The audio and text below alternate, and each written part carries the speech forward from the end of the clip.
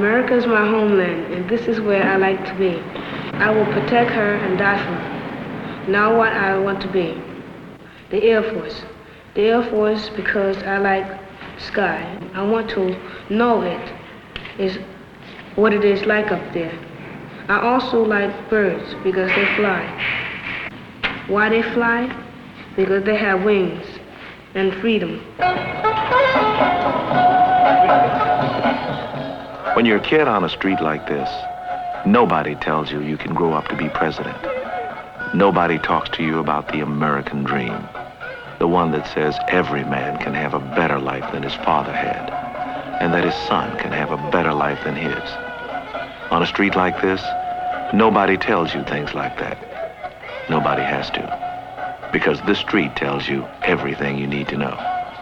This street tells you that a battle is going on, and that just about everyone you see and everyone you know is losing it, because they have no weapons. Weapons like a decent job, like schooling, like health, and opportunity, and respect.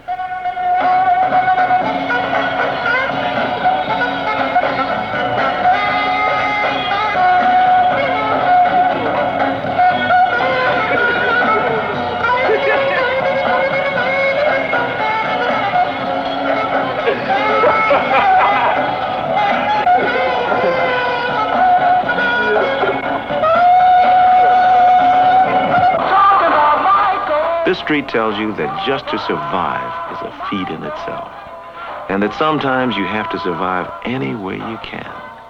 This street tells you that when you walk down it, you aren't going anywhere.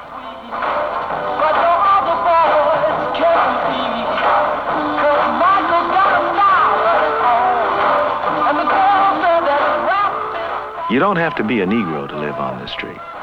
You can be Mexican, or Indian, or white.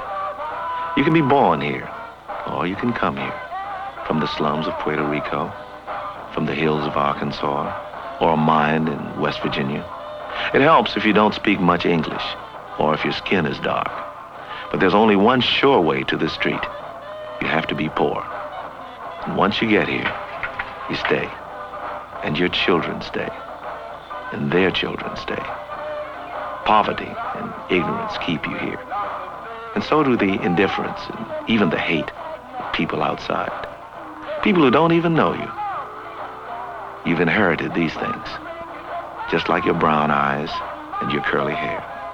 And though you may not understand them or even be able to talk about them, they all add up to a feeling that you're bad or dumb, that you have no value, no face, no name. When you're a kid on a street like this, you grow up very fast. But what do you grow up to be? Have any of you been thinking about what you'd like to do when you grow up? I want to be a surgeon and a psychiatrist. You know that a psychiatrist has to be a regular doctor, too? He has to go to medical school and he has to know how to be It's pretty hard to think about where you're going when you're only 12 years old. And sometimes it's even harder to think about it when you're out on the street. But in this room, you can think. You can imagine. And they take you seriously. They listen to you. Who else has any ideas on this? I want you to really think about it. The experts call these children deprived, alienated, disadvantaged. But whatever the label, something like half the city school children in America are like these. Children who, for one reason or another, have been left out and left behind. One institution working for a better school experience for these children is Bank Street. Its aim is to improve all public schools. And to do that, Bank Street concentrates on schools with the biggest problems, like this one, where the so-called inner city has already begun to stunt these children's lives and deprive the rest of the country of their potential. This teacher was herself trained at Bank Street. Behind her stand 50 years of learning about learning. For Bank Street does more than teach teachers. It teaches children and learns from them in its own laboratory schools. It has developed readers for young city children, and it helps teachers already in public schools to be better teachers. All of these arms of Bank Street support and feed one another. But most important, all of them culminate in this good teacher, standing in this classroom, helping these children to open up their minds. All right, now we talked a little bit about the skull and about the purpose of the skull. Who remembers what that is? Kathy? In order to protect the brain, right. And it has meat to meat on it. Can you guess what it might be from? From a cow, right? This is a cow boat. One of Bank Street's most significant ideas is that children want and need to learn, that they should become emotionally involved in schoolwork. One way to help them do that is to bring them learning materials that have something to do with real life and the real world. Who thinks they could guess what part of the body this is from, the cow? Just raise your hand, please. I think it's natural for children to feel this excitement about learning. And often teachers knock it out of them very early in their school life.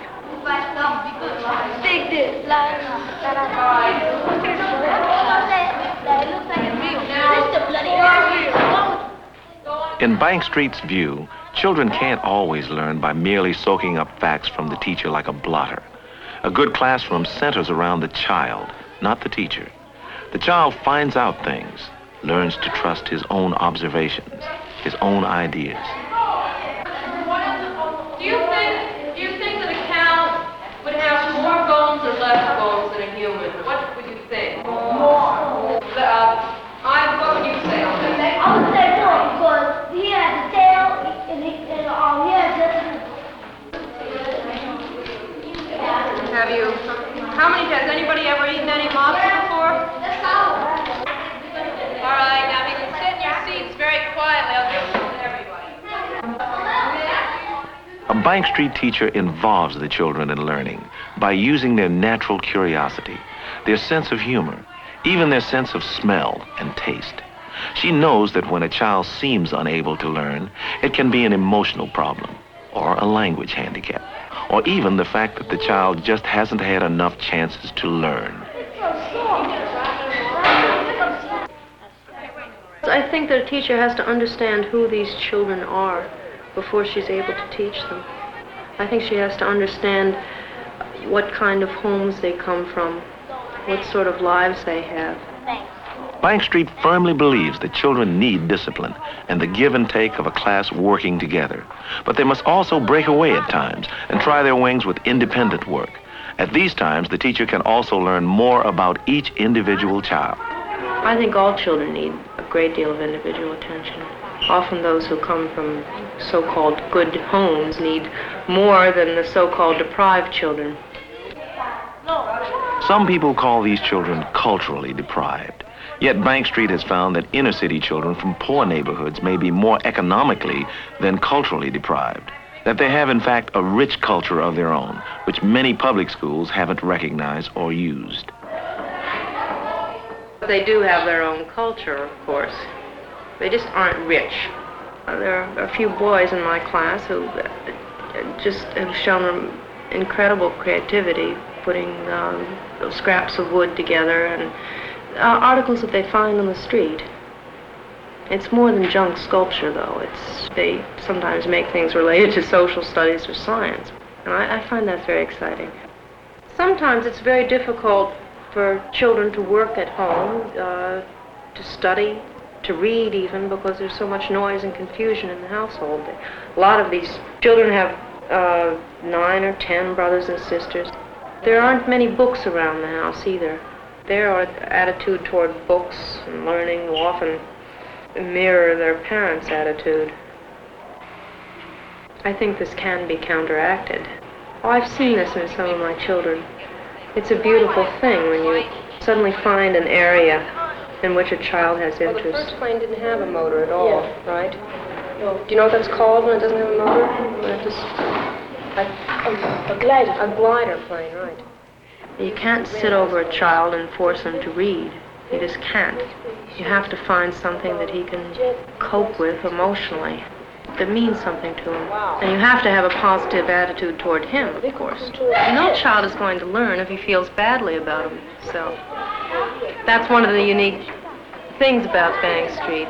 Through treating their students in a certain way, the students are in turn encouraged to treat their students in the same way, with a one-to-one relationship, with respect and with encouragement.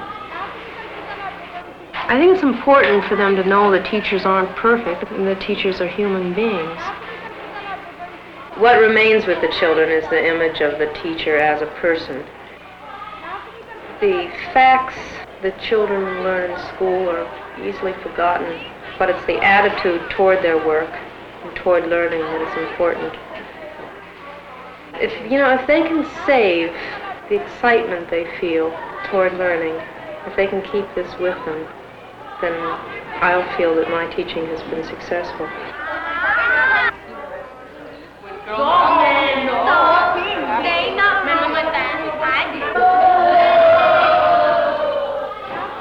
And there's something exciting about the children I teach. Because I can see the struggle in them, I can see what they experience outside of school, and it just makes it all the more exciting for me to feel that I've reached them.